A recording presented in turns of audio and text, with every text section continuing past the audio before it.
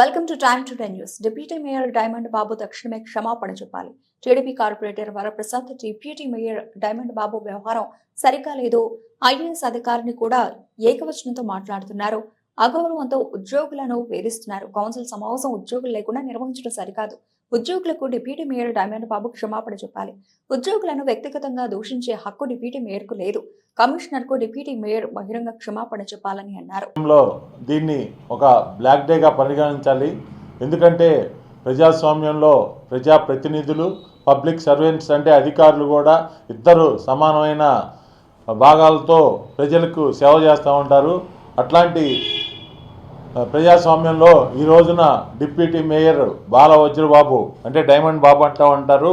అతను ఈ రోజున నగరపాలక సంస్థలో ఒక అధికారిని అసభ్యంగా దూషించి ఆయన ప్రజాస్వామ్య విలువలను కాలరాశాడు. ఎందుకంటే ప్రజాస్వామ్యంలో అధికారులు వాళ్ళు ఏదైతే ఎగ్జిక్యూటివ్ బాడీగా పనిచేస్తారో, మేము ప్రజాప్రతినిధులం ఏదైతే ఈ పని చేయాలని తీర్మానం చేస్తారో దాన్ని వాళ్ళు అమలు పరుస్తారు. వాళ్ళని అమలు పరచనీయకుండా అతన్ని బెదిరించి అతన్ని అసభ్య పదాలతో దూషించాడు.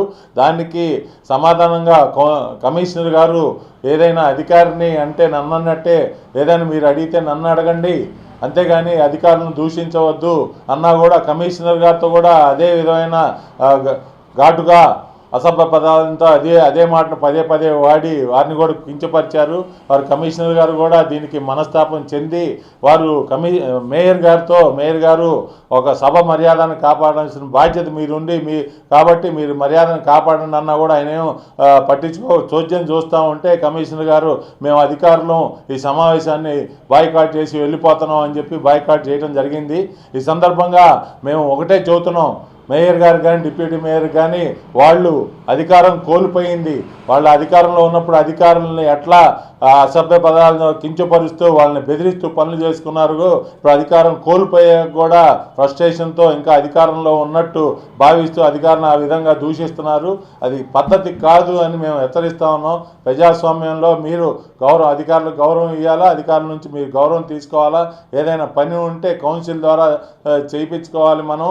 కానీ మేయర్ గారు కూడా వాళ్ళ కార్పొరేటర్ని ప్రీ ప్లాన్డ్గా రెచ్చగొట్టి చోద్యం చూస్తూ కూర్చున్నాడు. మేయర్ స్థానంలో ఉన్నప్పుడు అధికారులకి ప్రజాప్రతినిధులకి మధ్యలో సమన్వయం చేసి పనులు చేయించే విధంగా మేయర్ వ్యవహరించాలి.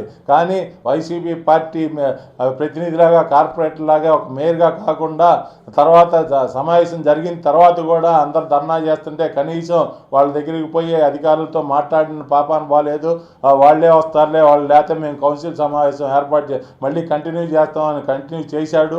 దీన్ని మేము తప్పుబట్టి మీరు ఇట్లా అధికారులు లేకుండా సమావేశం ఏర్పాటు చేయడం కరెక్ట్ కాదు, అధికారులను పిలవండి అంటే వాళ్ళని పిలవకుండా సమావేశాన్ని సాగిస్తూ ఉంటే మేము తెలుగుదేశం పార్టీ కార్పొరేటర్లు అందరం కూడా ఆ సమావేశాన్ని బహిష్కరించి అధికారుల పట్ల మీరు వ్యవహరించిన తీరు పద్ధతి కాదు, మీరు మార్చుకోండి అని వైసీపీ కార్పొరేటర్లకు మేయర్ గారికి హెచ్చరించి మేము ఆ సమావేశాన్ని బహిష్కరించి వచ్చాము. కాబట్టి ఈ సందర్భంగా మరి ఒక్కసారి వాళ్ళకి తెలియజేస్తాము, వైసీపీ కార్పొరేటర్లు కానీ మేయర్ కానీ మీరు తీరు మార్చుకోండి, ప్రజాస్వామ్యంలో పరిగణించండి, వ్యవహరించండి, లేకపోతే ప్రజలు తగిన రీతిలో బుద్ధి చేస్తారని చెప్పి హెచ్చరిస్తూ ఉన్నాము.